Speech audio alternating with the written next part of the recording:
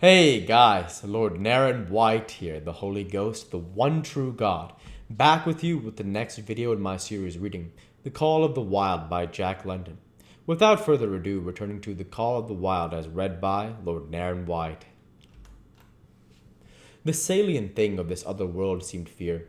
When he watched the hairy man sleeping by the fire, head between his knees and hands clasped above, Buck saw that he slept restlessly with many starts and awakenings, at which times he would peer fearfully into the darkness and fling more wood upon the fire. Did they walk by the beach of a sea where the hairy man gathered shellfish and ate them as he gathered?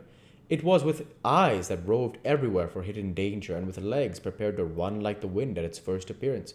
Through the forest they crept noisily, Buck at the hairy man's heels, and they were alert and vigilant, and pair of them, eyes twitching and moving and nostrils quivering. For the man heard and smelled as keenly as Buck.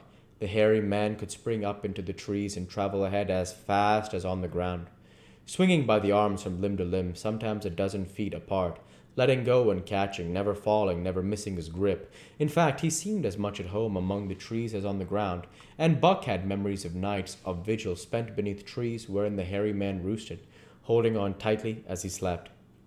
And closely akin to the visions of the hairy man was the call still sounding in the depths of the forest. It filled him with a great unrest and strange desires. It caused him to feel a vague, sweet gladness, and he was aware of wild yearnings and stirrings for he knew not what.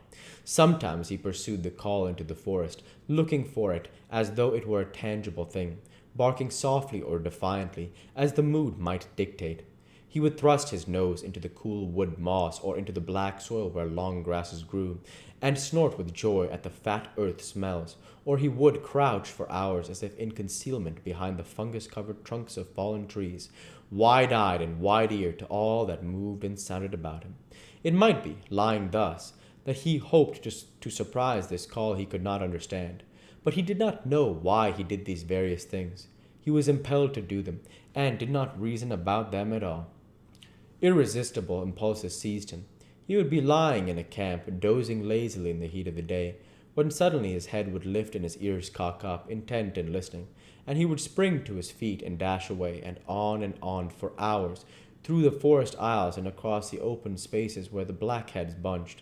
He loved to run down dry watercourses and to creep and spy upon the bird life in the woods. For a day at a time he would lie in the underbrush, where he could watch the partridges drumming and strutting up and down. But especially, he loved to run in the dim twilight of the summer midnights, listening to the subdued and sleepy murmurs of the forest, reading signs as sounds as man may read a book, and seeking for the mysterious something that called, waking or sleeping, at all times for him to come. One night he sprang from sleep with a start, eager-eyed, nostrils quivering and scenting, his mane bristling in recurrent waves. From the forest came the call, or one note of it, for the call was many-noted, distinct and definite as never before, a long-drawn howl, like yet unlike any noise made by husky dog, and he knew it. In the old familiar way, as a sound heard before, he sprang through the sleeping camp and in swift silence dashed through the woods. As he drew closer to the cry, he went more slowly, with caution in every movement, till he came to an open place among the trees, and looking out saw, erect on haunches with a nose pointed to the sky, a long, lean timber wolf. He had made no noise, yet it ceased from its howling and tried to sense his presence. Buck stalked into the open, half crouching, body gathered compactly together, tail straight and stiff, feet falling with unwonted care. Every movement advertised coming lead, threatening, and overture of friendliness. It was the menacing truce that marks the meeting of wild beasts that prey. But the wolf fled at sight of him. He followed with wild leapings in a frenzy to overtake. He ran him into a blind channel in the bed of the creek, where a timber jam barred the way. The wolf whirled about, pivoting on hind legs after the fashion of Joe and of all cornered husky dogs, snarling and bristling, clipping his teeth together in a continuous and rapid succession of snaps.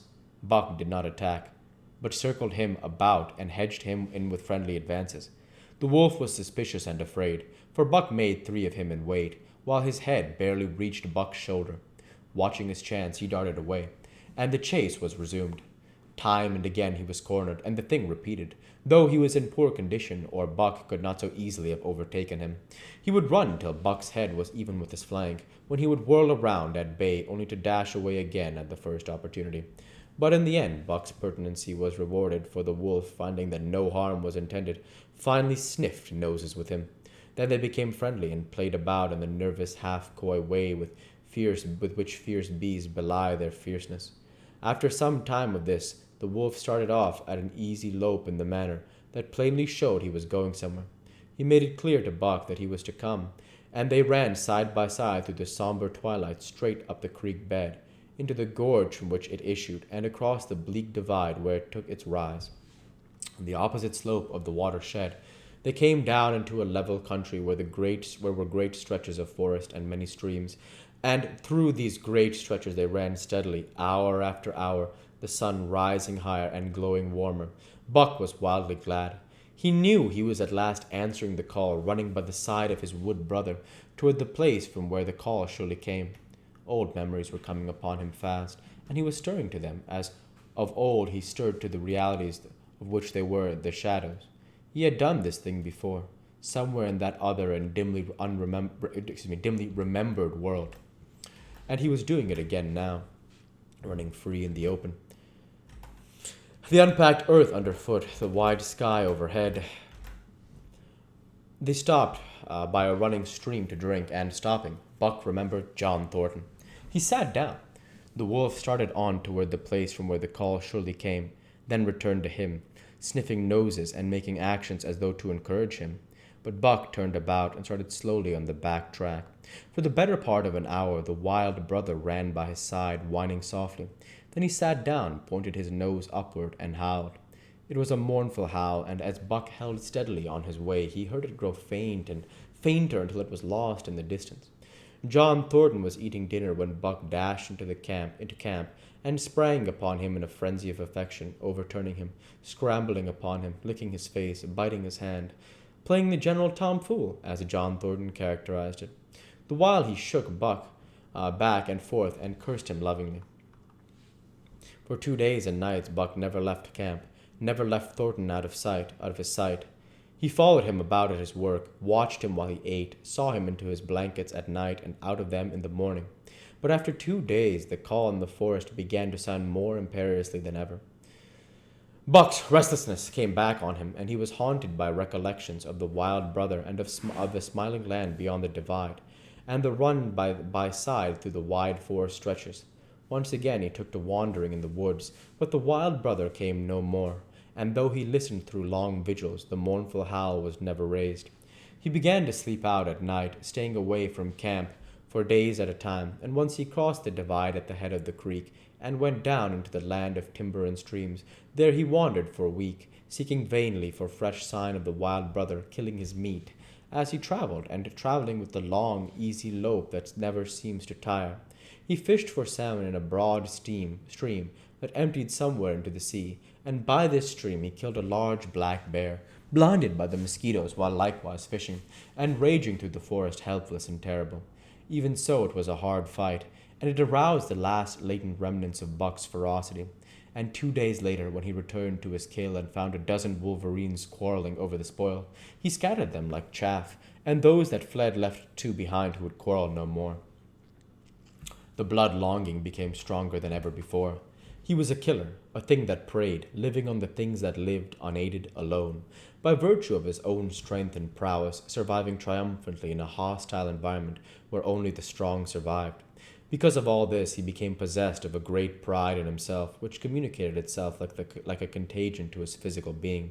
It advertised itself in all his movements, was apparent in the play of every muscle, spoke plainly as speech in the way he carried himself, and made his glorious furry coat, if anything, more glorious. But for the stray brown in his muzzle and above his eyes, and for the splash of white hair that ran midmost down his chest, he might well have been mistaken for a gigantic wolf, larger than the largest of the breed. From his Saint Bernard father he had inherited size and weight, but it was his shepherd mother who had given shape to that size and weight. His muzzle was the long wolf muzzle, save that it was larger than the muzzle of any wolf, and his head, somewhat broader, was the wolf head on a massive scale. We'll go ahead and stop there for this week. As usual, I want to say thank you for watching, and I hope you enjoyed. Please like, comment, and subscribe, as it greatly helps the channel. Light be with you all. Take care, and thanks again.